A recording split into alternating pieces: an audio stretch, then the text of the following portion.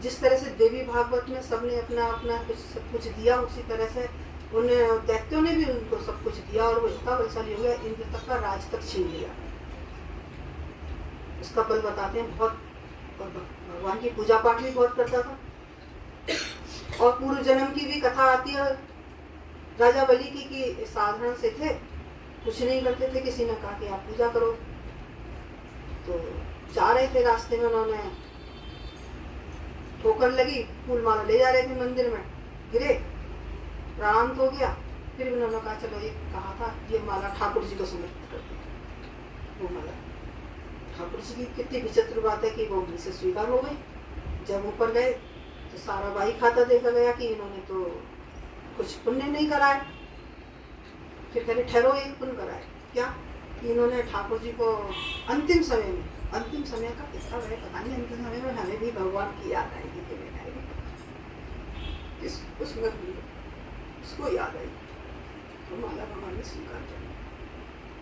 अब उससे कहा कि तुम्हारा क्षणिक मात्र के लिए स्वर्ग है और तुम्हारा नरक है, आप बताओ सबसे पहले क्या भोगोगे? सोचा सारी जिंदगी तो नरक में पड़े रहना ही है, हम क्षणिक वाला भोगेंगे, स्वर्ग में जाएंगे।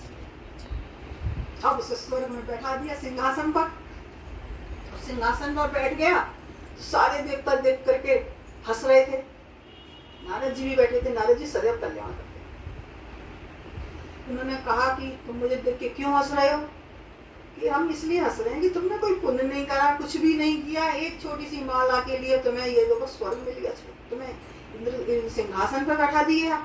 अच्छा, देखो उसकी बुद्धि, पता नहीं बुद्धि उस समय भगवान देते हैं, कहते बुद्धि के दाता वही है तो वही देते होंगे। मैंने भी स्वामी जी से कहा था, स्वामी जी आप ये बताइए कि अगर हम जब कोई वरदान मांग रहे होते हैं तो क्या हम उस समय स्वतंत्र होते हैं या परतंत्र होते हैं? मुझे उस समय उन्होंने सही जवाब नहीं मिला, मेरी संतुष्टि अभी तक नहीं हुई। गुरुदेव से पूछने का साहस नहीं होता, कैसे पूछे? प्रभु जी से भी नहीं कह पाई। तो उन्होंने हंसते हुए देखा तो उन्होंने कहा ठीक है। एकदम से उसने एक पुष्प लिया और इंद्रासन पे ही रख करके कहा कि ब्राह्मण देवताओं मैं तुम्हें इंद्रासन दान में देता हूँ। जब उसने वो स्वर्ग का ही सारा सुख दान में दे दिया, इसलिए बलि राजा को बलि राजा थे। अगली बार जब जन्म हुआ तो बलि बने, इतने बलशाली बने, बहुत बल था, बहुत हराया सबको, सारे इंद्र वगैरह सारे इधर उधर छिप गए थे।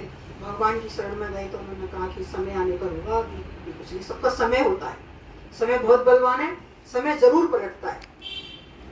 फिर वो ऐसा ही हुआ। भगवान ने कहा जहाँ हम तुम 52 अवतार का अवतार लेंगे, 52 बनेंगे, तब हम तुम उद्धार करेंगे, उसका कल्याण। तो आज जो है बटुक भगवान बन गए, छोटे से बन गए और जा करके वो यज्ञ कर रहा है।